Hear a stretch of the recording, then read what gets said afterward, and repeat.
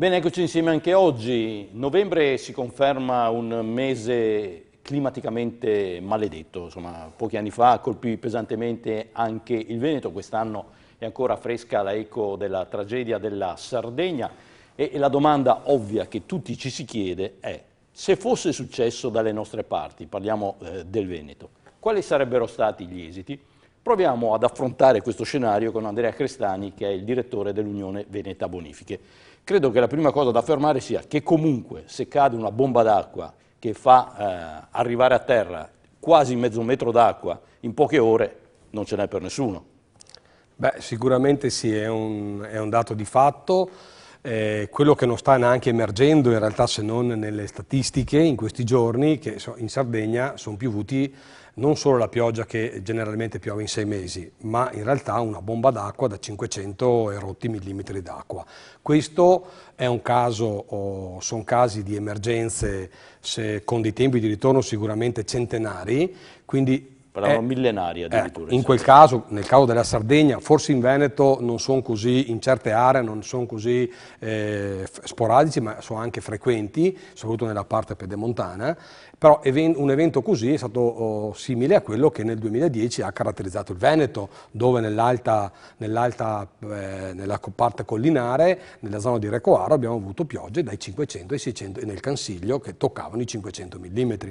Queste sono situazioni emergenziali sicuramente quasi ingovernabili da un punto di vista delle reti idrauliche costituite da fiumi, da canali e da reti minori, perché in realtà non abbiamo più un territorio, e questa è un'ulteriore causa che si somma alle bombe d'acqua concentrate in pochissimo tempo. Abbiamo un territorio che non è più il territorio di una volta, e non è una frase fatta, però in realtà l'acqua non defluisce più con dei tempi cosiddetti di corrivazione, cioè quindi che scorre normalmente all'interno degli alvi, dei fiumi con dei tempi normali, ma viene scaraventata dentro ai canali perché trova una cementificazione ormai diffusa, sicuramente importante, che ne sta determinando poi tutte le conseguenze. Non parliamo di abusivismo, ma parliamo soprattutto di eccessiva cementificazione. Questo è uno dei gravi problemi.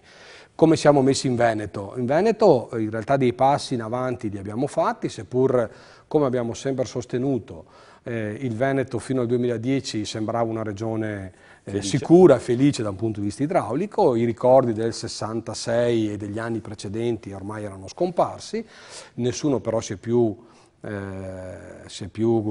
premurato di mantenere il territorio e soprattutto di costruire ciò che era stato indicato in quel tempo. In realtà il territorio l'abbiamo lasciato andare. Famosa commissione De Marchi, no? Famosa commissione De Marchi. Ci siamo accorti nel 2010 che il Veneto in realtà non è una regione così sicura, oggi è tra le regioni a rischio idrogeologico, proprio per gli eventi calamitosi che si stanno susseguendo, e il Veneto è una regione che ha effettivamente bisogno di essere rimessa in sicurezza, non solo attraverso magari grandi opere che servono sicuramente, ma non saranno sicuramente sufficienti per portare il Veneto in una sicurezza idraulica che possa garantire i cittadini non probabilmente dalle grandi emergenze, perché queste dovranno essere solamente alleviate e contenute, ma sicuramente la mitigazione del rischio. Una mitigazione del rischio sicuramente importante. A proposito di questo, credo che sia corretto dire nella nostra piccola operazione Verità che rispetto al 2010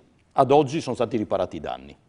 Certo. Dopodiché, devo dire, la Regione è impegnata in una grande azione mediatica nel comunicare le grandi opere che stanno per iniziare, perché poi correttamente viene anche detto, attenzione, ci vogliono dai 2 ai 5 anni perché vengano realizzate le grandi opere.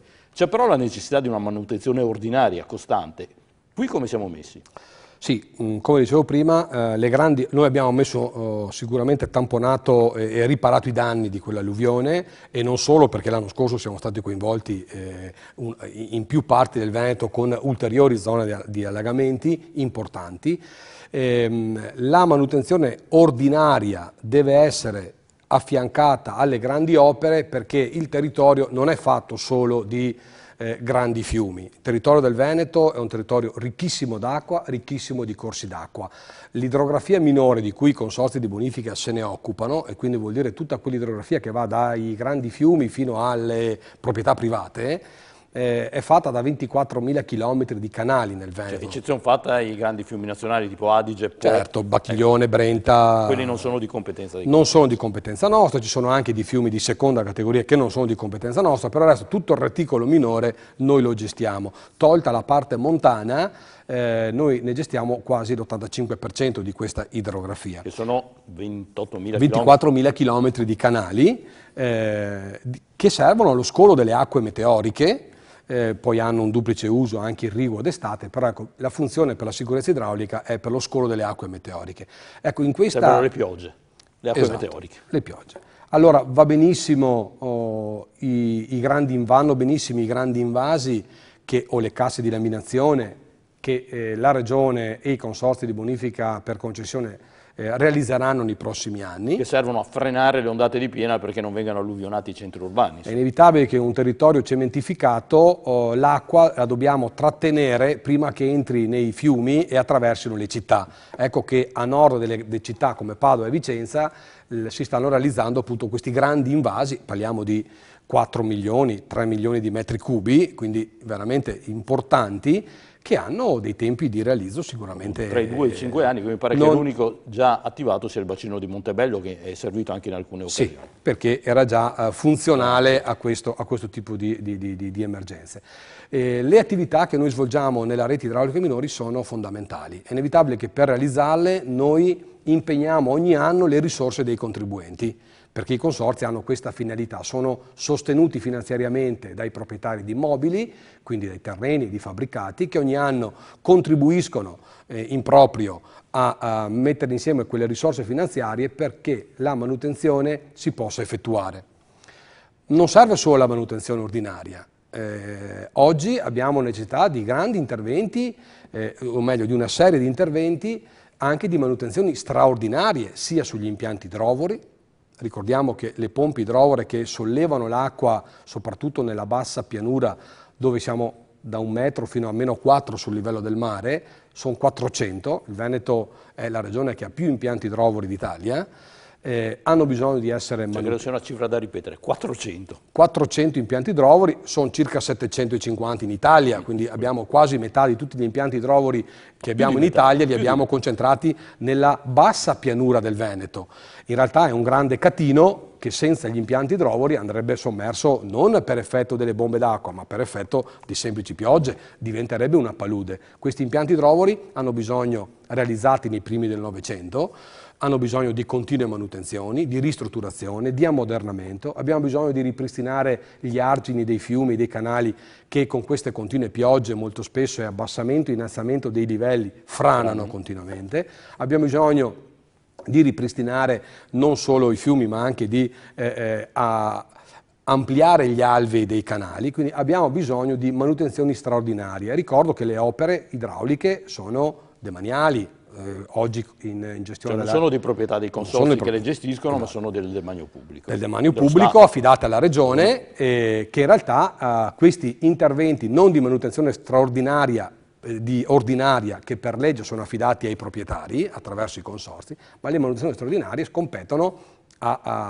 dovrebbero essere fatte attraverso risorse pubbliche, quindi di lavori dati in concessione. Cioè, per tradurre un po' come la casa, l'appartamento, la pulizia quotidiana spetta all'inquilino, però insomma i lavori di fondo spettano al proprietario. L'idea geniale ancora all'epoca prima e dopo dell'ultimo conflitto mondiale, quando sono nati realmente i consorzi di bonifica, è stata questa: lo Stato realizza, e oggi la Regione, quindi chi ha le concessioni, realizza le opere pubbliche, soprattutto quelle idrauliche, affida ai proprietari la manutenzione ordinaria, quindi una sussidiarietà importantissima, nata ancora prima dell'articolo 5 della Costituzione, quindi ancora prima che questo termine diventasse di proprietà comune.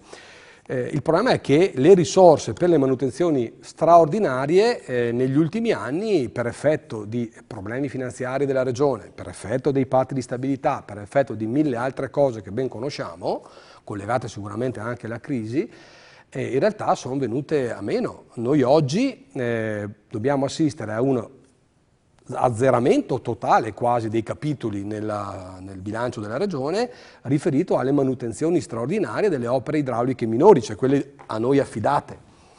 Noi continuiamo a operare con risorse proprie, perché non possiamo abbandonare il territorio da un punto di vista delle manutenzioni straordinarie. Le eseguiamo lo stesso. Attraverso cosa? Attraverso quei risparmi che siamo stati in grado negli ultimi anni di mettere in piedi attraverso una riorganizzazione dei consorzi, attraverso delle economie di scala cosiddette, attraverso un efficientamento di tutta la macchina organizzativa dei consorzi, hanno portato a dei risparmi. Questi risparmi li stiamo investendo tutti gli anni in manutenzioni straordinarie.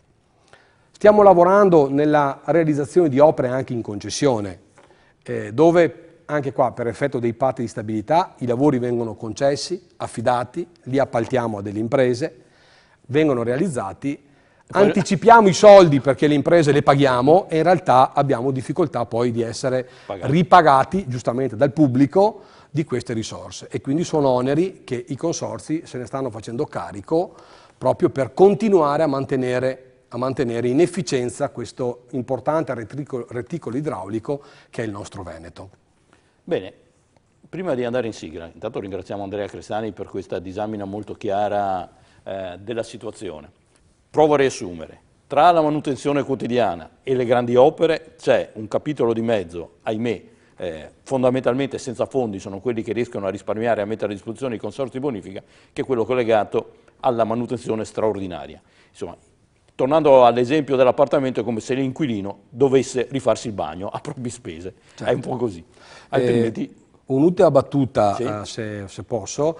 Noi stiamo insistendo con la Regione, che peraltro è impegnatissima sulla sicurezza idraulica, perché è diventato veramente un leitmotiv di questo mandato anche della Giunta regionale, del certo. Consiglio regionale, quello di porre molta attenzione sul territorio. Noi abbiamo chiesto che per questi interventi di manutenzione, soprattutto straordinaria delle grandi opere, vengano investiti anche poche risorse, ma pluriennali nel tempo. Il piano deve essere molto lungo, non può essere visto in un brevissimo tempo perché non riusciremo a realizzare nulla. Bisogna, come abbiamo consumato il territorio in 30 anni, lo dobbiamo rigenerare in 30 anni.